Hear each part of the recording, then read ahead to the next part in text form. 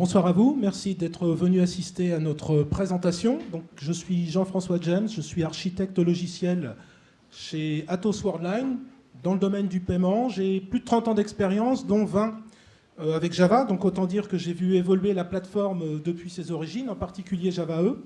Et précisément, l'objet de cette présentation, c'est de vous présenter l'état de son évolution du point de vue de l'utilisateur que je vais représenter. Et donc Sébastien va lui représenter le côté fournisseur. Je vais utiliser ce micro. Alors bonjour à tous, donc moi je suis Sébastien Blanc, je travaille à Red Hat, je travaille pour l'équipe Keycloak, qu'on ne verra pas dans ce projet. Mais je baigne dans le Java EE depuis le début de ma carrière. J'ai commencé à travailler en 2004 quand c'était l'âge d'or de J2EE. Donc j'ai pu voir aussi l'évolution et donc on va voir le futur ensemble. Avant qu'on commence, qui c'est qui fait encore du Java EE ici dans la salle? Bien. Qui connaît Jakarta EE? Au moins le nom. Bien. Qui c'est qui fait du Spring Boot? Vous sortez de la salle. Non, je rigole. Ok. On commence? On y va. Donc, pour bien comprendre la situation actuelle, une rétrospective en 6 grandes étapes. Pour chacune d'elles, j'ai souligné le fait marquant à mes yeux. Ça, c'est ma vision utilisateur. 6 grandes étapes et on va dire 4 grandes époques. Donc ça a commencé il y a 20 ans avec J2EE. Donc l'objectif, c'était de définir des spécifications pour développer des API standards pour développer des applications Java Server. Alors l'objectif était louable, mais l'approche adoptée s'est avérée un peu trop théorique, c'est-à-dire que les gens partaient d'une page blanche, définissaient une spec et après essayaient de l'implémenter. Et assez rapidement, J2E s'est un peu pris les pieds dans sa propre complexité accidentelle, si on peut dire. Et de ce fait, après la sortie de la version 1.4 en 2003, on a vu émerger des alternatives plus pragmatiques, avec une meilleure expérience développeur, donc typiquement Hibernate et Spring. Néanmoins, il subsiste un fait marquant de cette époque, les servlets qui sont toujours là en version 4.0 et qui ont résisté à l'épreuve du temps. Donc ça a forcé les gens qui travaillaient sur la spec à modifier un petit peu leur approche. Et avec Java E5, ils ont mis en avant, enfin, la facilité de développement. Donc ça s'est manifesté avec l'arrivée de JPA, fortement inspiré de Hibernate. Ça s'est manifesté avec les EJB3, j'ai envie de dire, enfin utilisables. Les annotations qui remplaçaient tous les fichiers de configuration XML épouvantables. Et donc on était dans quelque chose, on va dire, de plutôt sympa. Assez rapidement, après, en 2007, est apparu un framework JBossSim, développé par Gavin King, le fondateur de Hibernate, qui a apporté un certain nombre de compléments intéressants à la plateforme, qui ont fortement inspiré Java E6, en particulier CDI, Context and Dependency Injection, qui est devenu la clé de voûte de la plateforme, à la fois le lien entre les différentes spécifications, il y en a à peu près une trentaine, et également un facilitateur pour intégrer les technologies tierces. Donc 10 ans plus tard, en 2009, on peut dire que la plateforme avait atteint son âge adulte. Là-dessus, Oracle a racheté Sun, la même année, en 2009. Java E7 est sorti en 2013 avec pas mal de nouvelles fonctionnalités. On peut dire que Java E7, c'était vraiment une version complète, assez riche fonctionnellement, bien adaptée à son époque. Donc ça s'est un petit peu gâté après. Il y a eu 2-3 ans de silence radio. On ne sait pas trop, au niveau de l'aspect, il n'y a plus rien qui avançait. Les choses ont recommencé à bouger en mai-juin 2016. Donc il y a eu 2 initiatives qui ont été prises. Reza Rehman, qui est un célèbre évangéliste Java, a lancé les Java eGuardians pour essayer d'influencer Oracle à bouger. Et il y a une initiative qui a été lancée, dont on va pas mal parler, MicroProfile, une initiative de rénovation de la plateforme. C'est-à-dire que comme Java E n'avançait plus, les principaux acteurs du monde Java E se sont dit on va faire quelque chose. Et ils ont lancé donc cette initiative MicroProfile. Alors de fait, en 2016, Oracle a annoncé au mois de septembre à Java One une nouvelle roadmap pour Java E. Donc c'était reparti entre guillemets avec 2 étapes. Java E8 qui était une version en quelque sorte de reprise, il fallait relancer la machine, et une ambition Java E9 à l'époque, vraiment de prise en compte des enjeux du cloud, puisque c'est là où ça pêchait beaucoup. Ça a été un petit peu compliqué, c'est-à-dire qu'effectivement Java E8 a été livré 1 an plus tard avec Glassfish 5. Mais juste avant, Oracle avait annoncé son intention de se désengager de la gouvernance de la plateforme Java EE, de l'open source, et plus particulièrement, c'est la fondation Eclipse qui a été choisie. Donc tout 2018 a servi à transférer tout ça à la fondation Eclipse. Et début 2019, la même fondation Eclipse a annoncé Glassfish 5.1. Alors, rien d'extraordinaire techniquement, c'est toujours Glassfish 5, donc une base Java E8, si ce n'est que ça a été buildé dans l'environnement Eclipse, et ça prouve que la totalité des assets ont été transférés, des assets techniques ont été transférés de Oracle vers la fondation Eclipse. Donc si on fait le bilan de cette rétrospective, Java EE a cherché l'équilibre difficile entre innovation et standardisation. Ça a assez bien marché entre 2006 et 2013, et on a vu que la machine s'est un petit peu enrayée après. Donc si on fait le point aujourd'hui, en 2019, on peut se poser la question de la légitimité, de l'intérêt des standards. La technologie bouge très vite aujourd'hui. Les standards, par définition, sont lents. Ils ne sont jamais là où on les attend à l'instant T. Donc, on peut se dire, est-ce que c'est vraiment intéressant? Alors, du point de vue utilisateur, moi, j'y vois quand même deux avantages fondamentaux. Ça protège du vendor lock-in. Ça ne veut pas dire que la portabilité d'une plateforme à l'autre est facile, loin de là. Mais néanmoins, ça permet de réagir à des changements de politique commerciale ou des changements de licence. On a vu ça très récemment dans pas mal de domaines, de la part du fournisseur. Donc, au moins, on a un plan B, on peut réagir. L'autre avantage que j'y vois, c'est que ça permet à des utilisateurs, comme moi, je ne suis pas du tout dans une société qui vend du Java EE, de participer et, dans une certaine mesure, d'influencer la spécification. Et je vous parlerai après de MicroProfile GraphQL, dans laquelle j'interviens avec un collègue.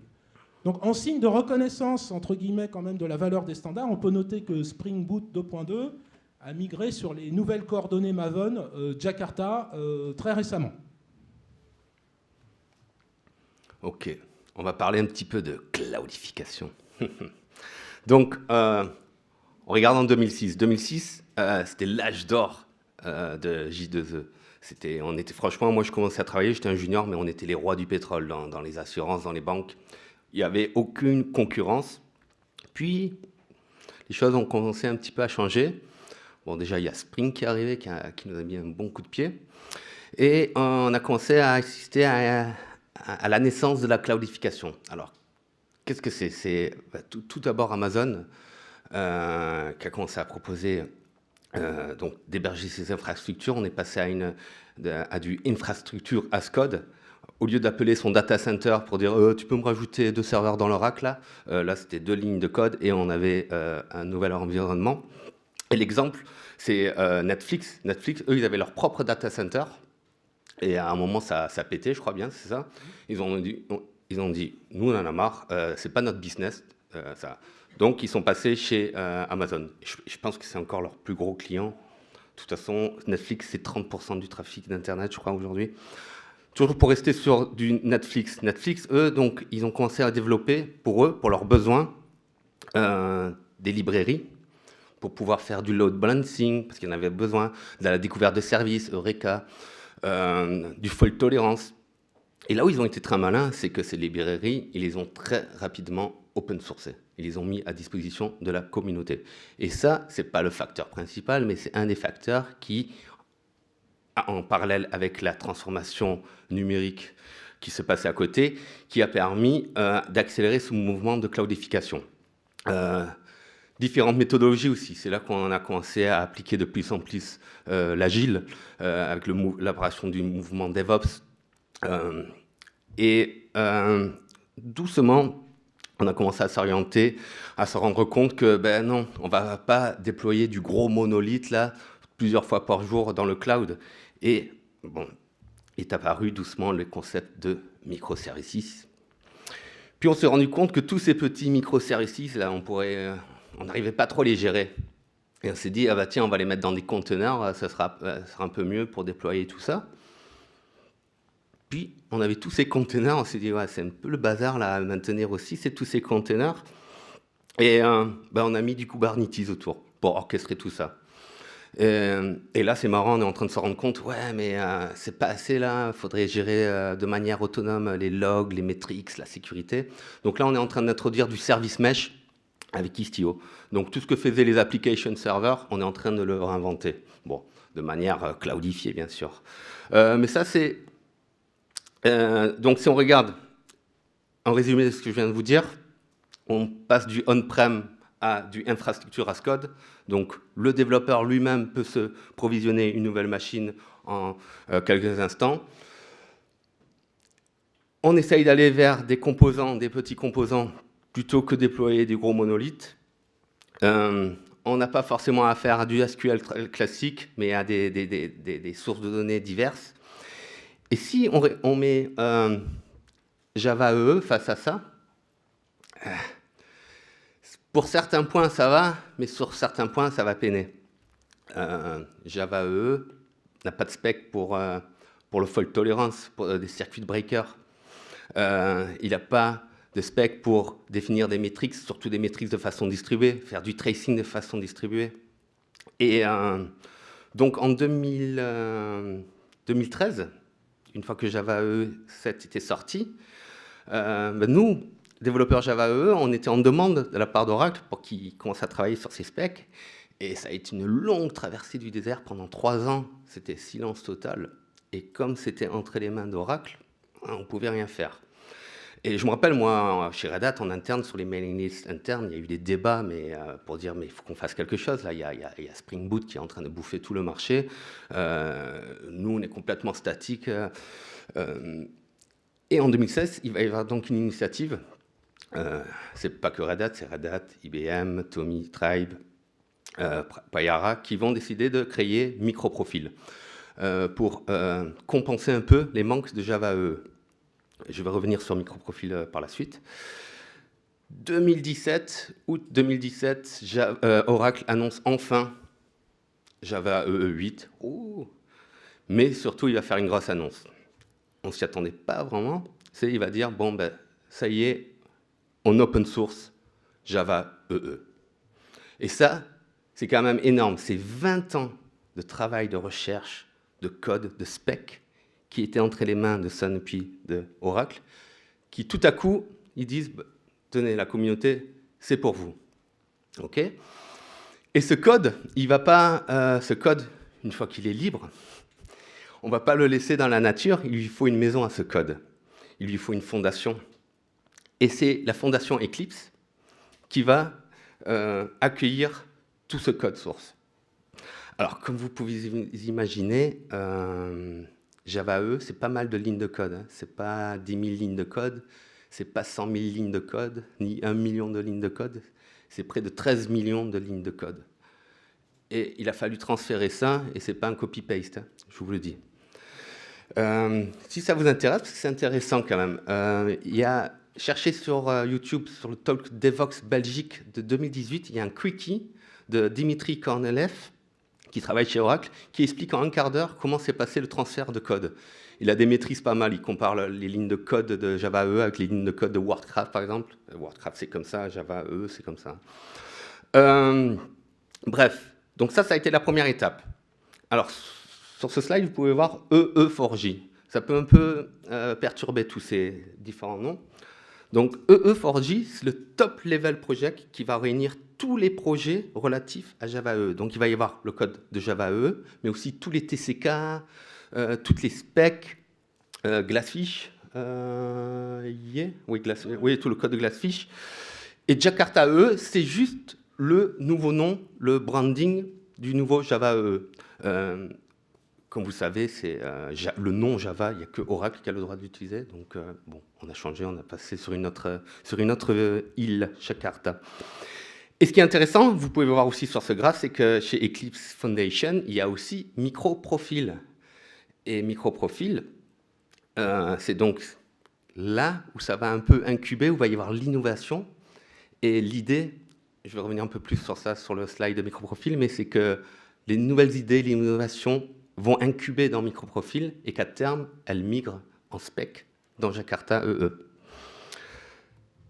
Tu nous parles un peu de la fondation Eclipse ? Alors la fondation Eclipse, je l'ai découverte l'an dernier, en 2018, en participant à un certain nombre d'événements.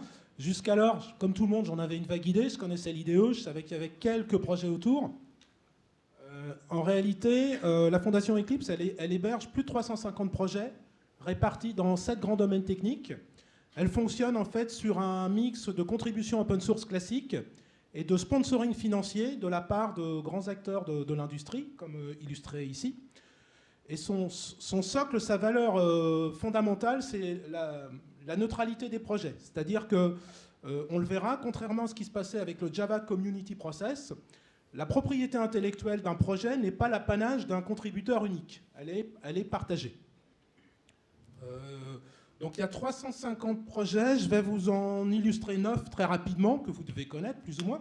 Donc avec Sébastien, donc on vient de parler de MicroProfile, i4j, l'IDE, on l'a tous utilisé dans sa vie à un moment donné. J'imagine que vous connaissez aussi Vertex, qui est une célèbre librairie pour des applications réactives, EclipseLink, qui est une implémentation de JPA. Vous avez Jetty, qui est un moteur de servlet léger, performant. Est-ce que vous connaissez GinoSQL ? Ça vous dit quelque chose ? Donc GinoSQL, c'est une librairie pour faciliter l'intégration des bases de données NoSQL. Ça ressemble à Spring Data dans l'esprit.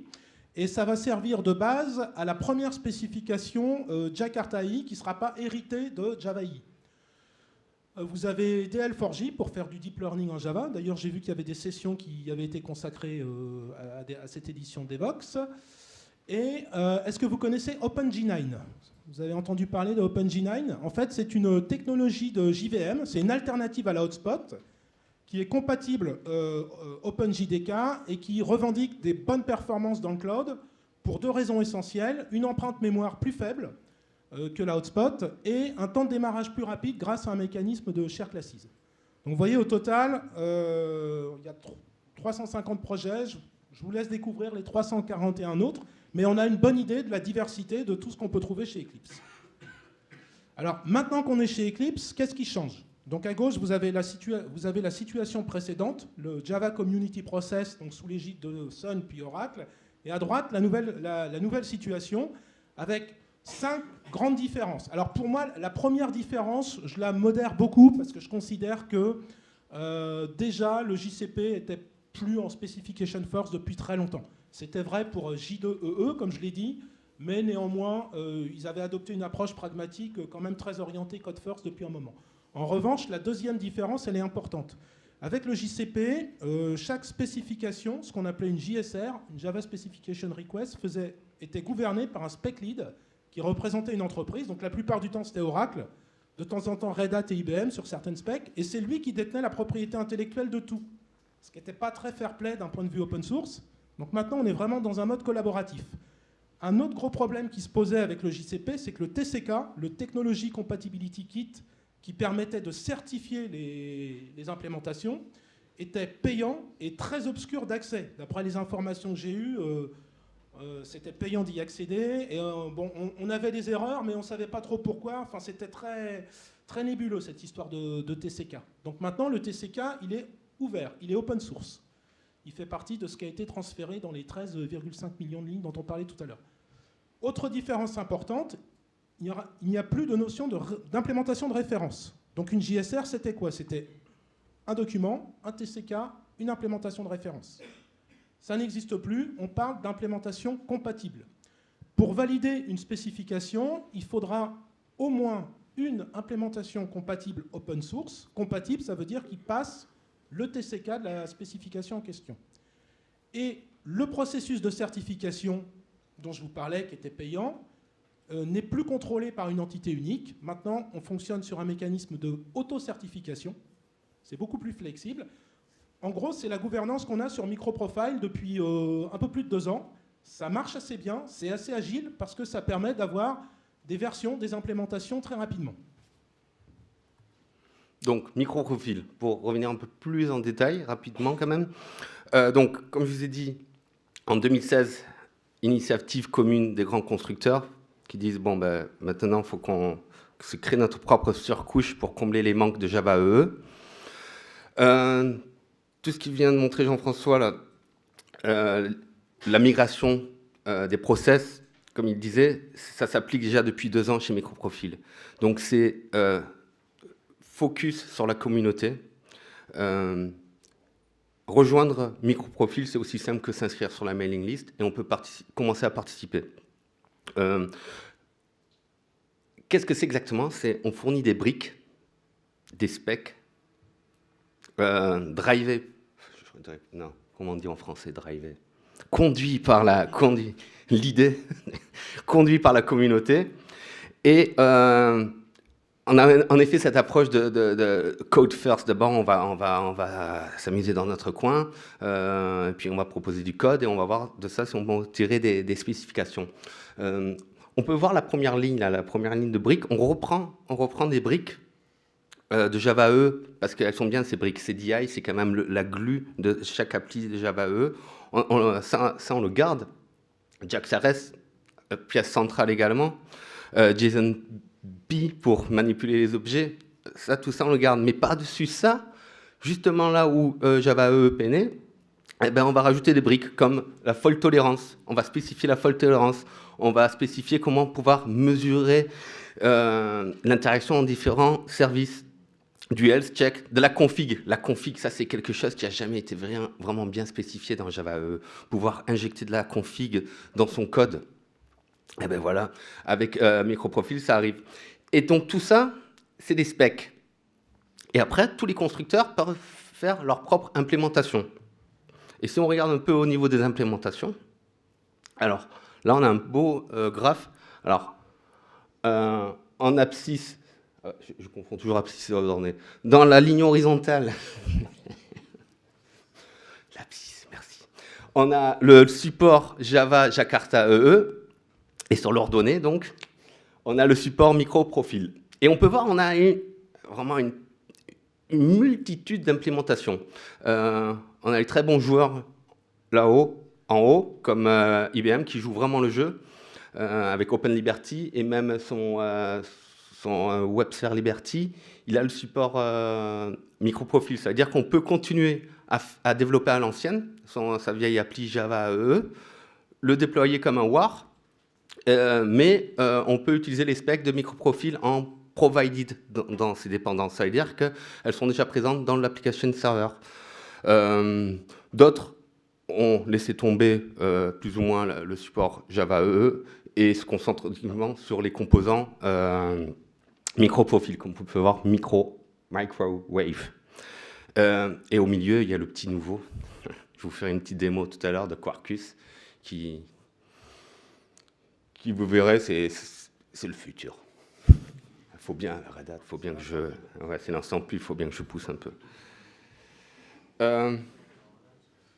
On est super rapide, je crois. Ouais, on est bien dans le timing. Okay. On est presque trop rapide. On va ralentir. Ouais. Non, parce que l'effet démo, ça peut toujours arriver. Ouais, maintenant on va s'exposer à l'effet démo. Donc, on a vu qu'aujourd'hui, on était dans une situation où on a MicroProfile, donc, qui doit être en version 2.2, la dernière, Java EE 8, Jakarta II, qui est encore en gestation, on espère la version 8 très rapidement. Malgré tout, on a vu sur le slide précédent qu'on avait plein d'offres, de solutions pour faire des choses. Donc, je vais vous illustrer ça à travers une application, une petite démo d'un système de paiement par carte très très simplifié. Donc, je travaille chez Worldline, donc c'est pour ça que je prends ce use case-là. Donc, ça met en jeu 3 services. Donc, un service merchant qui est l'acceptation du paiement. Donc, qu'est-ce qu'on y fait? On contrôle le point de vente, on contrôle la carte, le réseau d'appartenance, est-ce que la carte est expirée, est-ce qu'elle est en opposition, etc. Au-delà d'un montant configuré à 100 € dans la démo, on est obligé d'appeler la banque pour avoir une auteur. Donc côté banque, l'algorithme, je vous laisse le lire, il est très simple. Ce que j'ai appelé Back Office Merchant, c'est l'environnement par lequel le commerçant va pouvoir contrôler, superviser l'ensemble de ses paiements par carte sur ses points de vente. Et pour ça, je propose d'utiliser donc GraphQL qui donne énormément de flexibilité en requêtage. Donc l'objectif de cette démo, il y a 3 objectifs en fait. Le premier, c'est de montrer la diversité des modes de déploiement des applications. Donc on connaît tous le SINWAR classique qu'on déployait sur le serveur d'appli. Le FATJAR ou le UberJAR qui correspond plus, on va dire, à l'état d'esprit des microservices. Il y a un mode intermédiaire qu'on verra également qui s'appelle le HoloJAR. On va voir également la mise en œuvre concrète de certaines fonctionnalités de MicroProfile, pas toutes, mais une partie de celles qui étaient illustrées, et la facilité d'intégration de technologies tierces comme GraphQL. Donc je vais m'appuyer sur Payara. Donc Payara, c'est un dérivé de Glassfish qui suit d'assez près les évolutions de spécification, qui est plutôt facile à prendre en main en environnement de développement. Donc je vais l'utiliser en deux modes, en mode serveur classique et en mode micro. Mode micro, c'est une version réduite plus adaptée au cloud. Et pour GraphQL, je vais utiliser une implémentation de MicroProfile qui a un nom rigolo, qui s'appelle Kumuludzi. Je crois que c'est des Slovènes qui font ça. Et qui est une implémentation de MicroProfile qui intègre nativement GraphQL. Donc en gros, ce que j'ai fait, j'ai très peu développé de code. Mon but, c'était de développer le moins de code possible et vous montrer déjà tout ce qu'on obtient de base en intégrant des librairies. Et j'ai également utilisé MicroProfile Extension, qui est un projet open source disponible qui vient automatiquement rajouter des choses sur MicroProfile. Bon. Donc j'ai un... Alors, j'ai pas tout J'ai démarré. un collègue de démo au top, là. On va... Je te démarre tout? Enfin, on va démarrer par le... Non, on démarre par le serveur de base de données. Donc, je te l'ai démarré, ouais. alors bon, il y a du vrai code derrière, hein, c'est pas Hello World, il y a un peu de code quand même. Donc là, je démarre mon serveur de données en mode verbose, histoire de voir ce qui se passe au cas où il y aurait un problème. Ensuite, on va lancer le back-office merchant. Ouais. C'est bon, je le Alors lance. voilà, donc là, back-office merchant, vous voyez, c'est un FATJAR de 26 MB, c'est-à-dire il contient le runtime et le code applicatif qui est nécessaire à mon appli. Donc c'est parti. Poup. Donc le démarrage est assez rapide, voilà, c'est parti. Alors comment on sait que c'est parti? On va s'appuyer pour ça sur MicroProfiles Health Check. Donc on doit être sur le port 8081 Health. Okay. Et alors 80 81. Ah pardon. Oui. Else. Boum.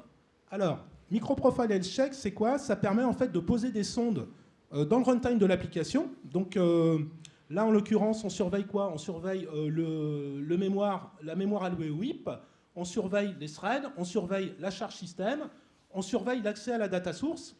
Et donc, tout va bien. Donc là, c'est une présentation très rustique. On peut faire beaucoup plus jolie, mais le but, c'est de montrer que tout en haut, on est up, parce qu'en dessous, tout est up précisément. Qu'est-ce qui se passe si on fait tomber le serveur de données? On va voir ça. Ne te trompe pas de fenêtre.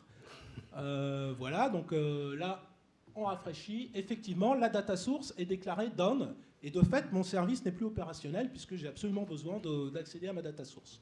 Donc on le relance. On le relance. Ouais. Donc, encore une fois, pour obtenir ça, 0 ligne de code développé. Hein. C'est que de l'intégration.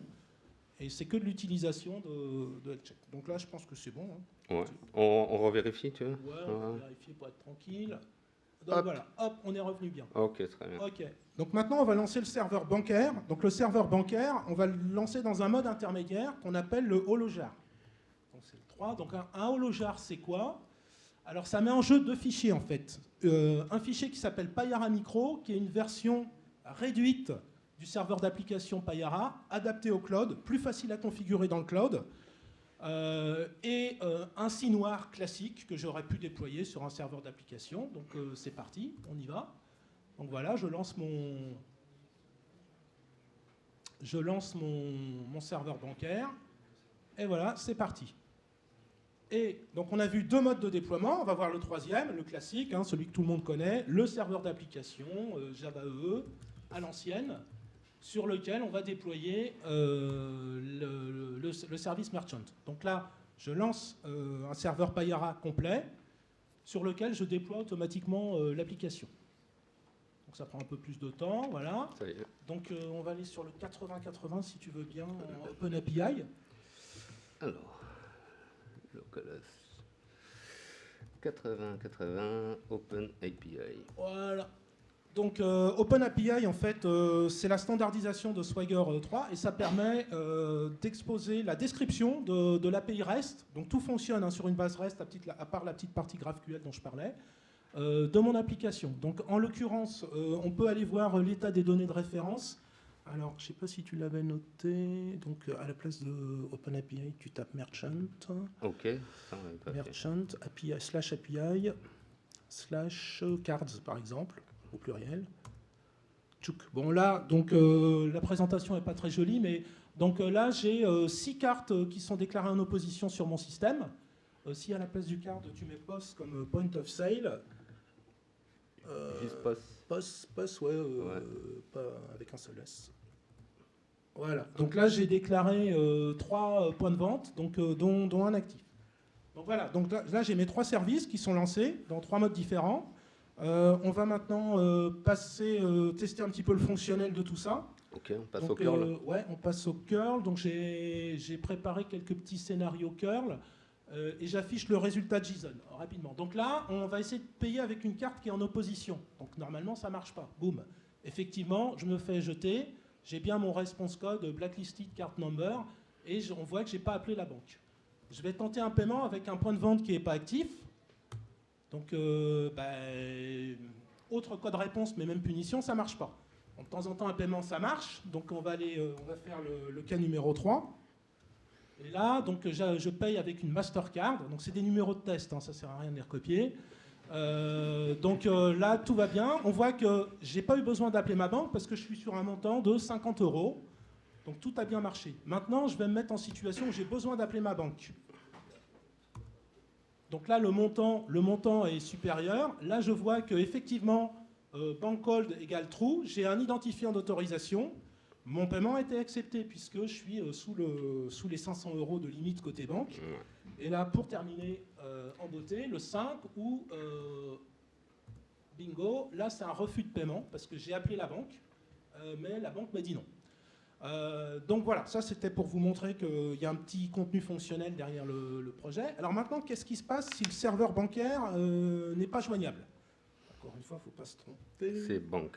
Banque, ouais, donc un CTRL-C, pouf, c'est parti. Donc là maintenant, on n'a plus de serveur bancaire, on va rejouer les 2 transactions précédentes, donc la 4 si tu peux. 4. Et là, vas-y, voilà. Donc là, qu'est-ce que ça me dit? Ça me dit que je n'ai pas pu appeler la banque. Mais j'ai un mécanisme de délégation, c'est-à-dire que la banque m'a donné l'autorisation, dans cet exemple, à hauteur de 200 €, d'accepter quand même si je suis capable de prouver que je ne l'ai pas appelé. Donc là, processing mode, fallback, je n'ai pas pu appeler la banque, j'ai quand même accepté. Par contre, le 5, là, ça ne va pas passer. Donc je n'arrive pas à appeler la banque et je suis vraiment en amount exceeded. Donc ça, ce comportement-là, on l'obtient par l'intermédiaire de microprofile fault tolerance. Donc on va aller voir un petit peu de code source maintenant pour vous donner une idée de ce qu'il y a derrière. Et vous allez voir Et VI, hein, VI, ouais, l'ancienne. Alors, dans MicroProfile, il y a une spécification qui s'appelle REST Client, qui permet en fait de faire du REST sans le savoir. Ça, c'est l'interface qui me permet d'appeler la banque, côté merchant. Donc vous voyez que c'est une interface Java tout à fait standard. J'ai juste une annotation spécifique, register REST Client. Et tout le code technique qui me permet d'accéder derrière, il est géré par le framework. Suivant. Ouais, suivant. Non, c'est pas comme ça. N, ouais. N. Ah oui, N. Ouais. Alors là maintenant, ça c'est le code qui utilise cette interface REST Client. Donc on voit qu'on l'utilise tout à fait comme une interface Java standard, Bank Author Client Authorize. That's it. Les 2 annotations au-dessus sont liées à fault tolerance. Alors là-dessus, je dis quoi? Je dis, si jamais j'arrive pas à l'appeler une fois, je m'autorise un retry avec un délai de 200 millisecondes. Et si jamais ça marche quand même pas, dans ces cas-là, j'ai un scénario de repli qui consiste à accepter ma méthode, qui consiste à appeler ma méthode accept by delegation, où là, je peux accepter en local à concurrence d'un certain montant. Donc on arrive à avoir des comportements, on va dire, assez complexes, gérés de manière très simple. Alors MicroProfile fault tolerance est très riche. Là, je vous montre que 2 annotations. On peut faire du fallback, on peut faire du bulkhead, on peut faire de l'asynchrone, on peut faire plein de choses. Pour la démo, j'ai limité. Et pour terminer, un coup d'œil à la partie GraphQL. Ah, on n'a pas montré la partie GraphQL. On peut le montrer. Ah, on peut la montrer maintenant. Alors, tu veux la voir maintenant? Non, on est sur le code. Alors, vous avez vu, donc là, je m'appuie sur un SPQR, Speaker, qui est en fait un framework qui permet, par simple annotation posée dans le code, là on voit GraphQL Query, GraphQL Argument, on pourra avoir GraphQL Mutation aussi, d'exposer une interface GraphQL. Donc une interface GraphQL, c'est quoi? C'est un contrat. C'est un contrat qui permet en fait d'envoyer des requêtes sur un endpoint HTTP unique. Et donc là, j'ai une seule ligne de code qui correspond en fait à ce que je vais vous montrer maintenant, c'est-à-dire le rendu qu'on a avec du GraphQL. Ah oui, donc là je vais sur ton interface. Ouais, tu veux Quit. bien. Non. Je suis assez fier, j'arrive à sortir de VI. En même temps, tu as dit que tu étais un ancien, donc... Ah ouais, c'est vrai. Alors, c'est GraphQL. Et c'est sur le port 81, 80.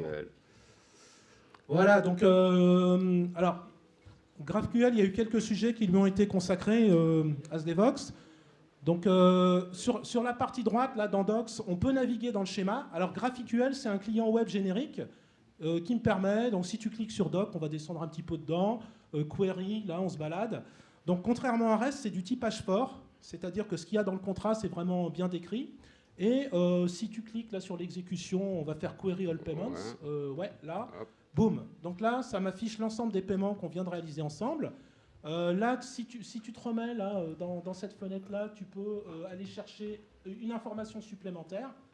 On peut décider de... Donc ça, c'est toute la magie de GraphQL. Hein, le client est roi, c'est lui qui décide les données qu'il veut ramener. Okay. Donc on peut ramener n'importe laquelle, datetime, etc. Okay. Et voilà, on peut traquer l'activité d'une carte. Si tu vas sur track carte, donc on se dit tiens, cette carte-là, c'est bizarre, qu'est-ce qu'elle fait exactement ah oui, il faut que je l'exécute, pardon. Donc là, on a toute l'activité de la carte, voire d'un point de vente, track POS. Voilà, ok. Voilà, donc un exemple d'usage de GraphQL, donc très simple, une seule ligne de code, comme je vous ai montré. Donc là, on a fait un panorama de ce que je vous avais dit, les différents modes de déploiement, certaines fonctionnalités micro-profile, mais pas toutes, et la facilité d'intégration de technologies tierces comme GraphQL. Et c'est à moi? Ouais. J'ai 8 minutes, mais ça va aller. Attends, il faut juste que je ferme, sinon on n'est pas... Ok, alors, Quarkus, on va bâtir une appli REST avec de la persistance et on va la sécuriser en 6 minutes 30. Ok, alors, c'est parti. Alors, je vais créer un nouveau projet Quarkus. Pour ça, j'ai un archetype. Et là, j'ai juste appelé le create. Et je vais garder ce package. C'est bon, on va l'appeler live demo. Version snapshot, bien sûr. Est-ce que je veux une ressource? Oui. Je vais continuer à l'appeler hello ressource. Par contre, je suis sûr que vous n'avez pas eu d'application to-do encore pendant ces 3 jours. On va faire une application to-do à l'ancienne. OK? Alors, task pour... Et là, l'effet démo qui commence.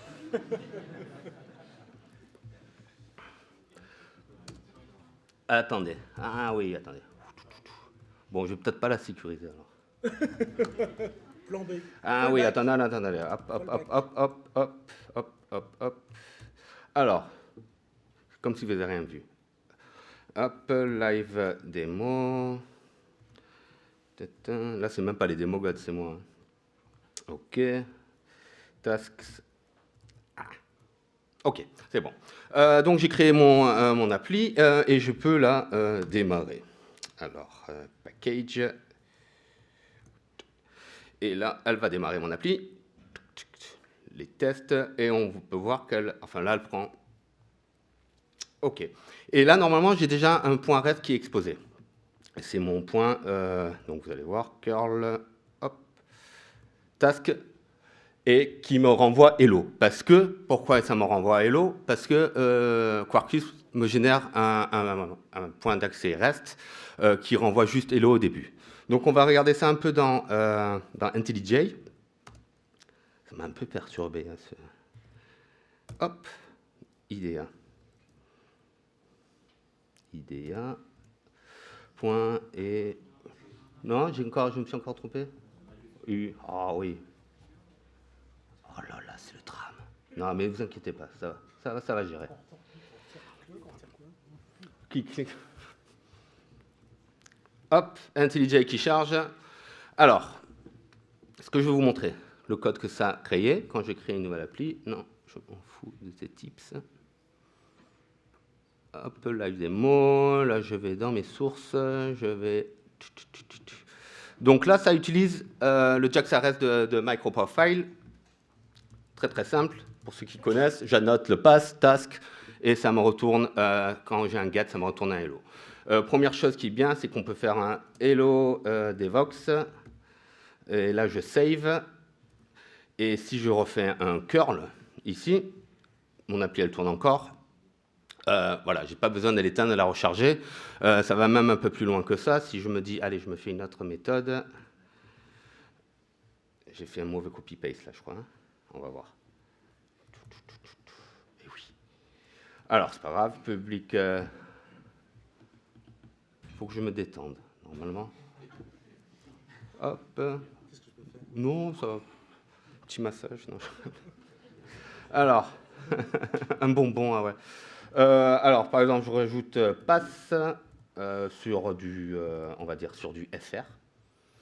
Et là, je dis bonjour. Et là, ça dit bonjour. Là, je save. Et devinez quoi, si je fais /fr, ça me dit bonjour DevOps. Donc, vous voyez, je peux développer tout en laissant mon appli tourner. L'expérience développeur est énorme. OK, 3 minutes 50. On va rajouter JPA et Hibernate. Alors, c'est un task, c'est une appli de to-do. Donc, on va rajouter de la persistance. Ça va le faire.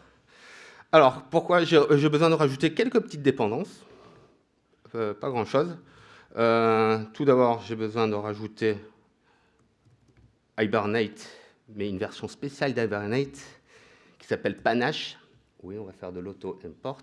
Voilà, merci. De quoi j'ai besoin aussi? J'ai besoin de JSON-B parce que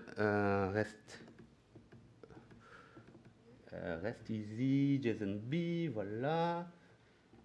Et j'ai besoin d'une dernière chose, c'est le driver Postgres, parce que je vais taper dans une base Postgres. Il faut que je démarre mon... Ah oui, Postgres, il n'est pas démarré. Pas de souci. Ça va aller. Je bluffe un peu, là. Hop. Voilà. Il me faut quelques propriétés. Non, on va se créer notre objet domaine, parce que on veut persister des tasks. Donc, on va faire une nouvelle tâche, une nouvelle classe, pardon. Ah, si, il commence à me bloquer.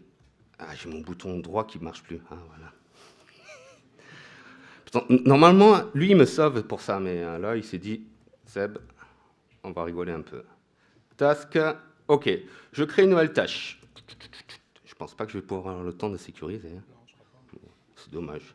Je pourrais pas montrer du kicklock. Alors... Oh. Alors, c'est une entité, et cette entité, elle extends, je ne sais plus taper non plus, elle extends Panache Entity, ok? Panache Entity, ma classe, elle a quoi? C'est un public string, elle a juste un nom. Elle a un nom, et qu'est-ce qu'il me faut? Il me faut un constructeur avec le nom. Hop, il me faut un constructeur vide, sinon il n'est pas content. Select none, OK, tac. 1 minute 30. Bon, après, il n'y a pas de talk. Ah oui, et il me faut quelques propriétés pour configurer ma couche de persistance. OK, hop, là, vous allez voir, je tape super vite. Alors, je spécifie le driver, tout ça, il n'y a rien de trop excitant ici, donc je vais passer là-dessus. Bon, mon appli, elle est finie. Faut juste que je lance mon Postgres, juste. Qu'est-ce qui se passe là? Ça m'embrouille. Ah ouais, voilà. Live démo, OK. Docker. Hop. Docker, tac, tac. Je vais quand même relancer mon appli parce que j'ai rajouté de la persistance et tout. C'est magique, le hot reload, mais à un certain point quand même. Ah oui, j'ai oublié un truc. Tester, c'est douter.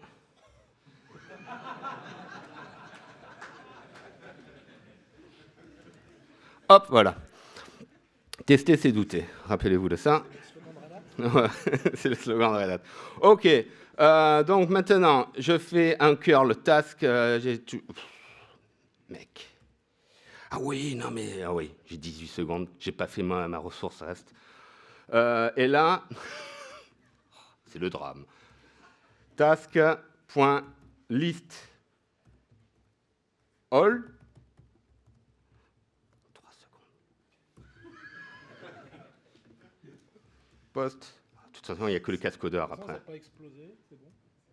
Hop, vous me laissez finir juste celle-là. Transactionnel, pas de passe. Et qu'est-ce que ça prend en entrée? Ça prend un task. Task.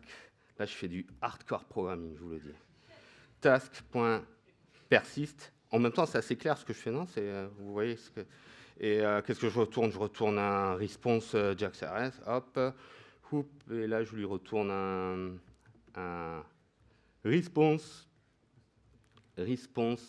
Point OK. Task, c'est ça. Point status. C'est quoi 201 point build. Tac, tac, tac, tac, tac. OK. Et là, j'ai une... Ah oui, et là, il faut que je renvoie une liste de tasks. Hop, liste. Est-ce qu'il va me proposer la liste de AWT? Non, elle est juste en dessous. Cool. Ils ont enfin fixé ce truc. Ah non, c'est sur Eclipse que ça fait ça. Alors, task. Voilà, ça ne me renvoie rien. Là, je fais un curl moins X. Maintenant, je fais un post. Donc, je vais poster ma tâche Yo. Et je n'ai pas besoin de l'access token parce qu'elle n'est pas sécurisée, hélas. On n'aura pas le temps de montrer. Hop, ça me l'a persisté. Si je le redemande, il est là. J'ai créé une appli Quarkus avec...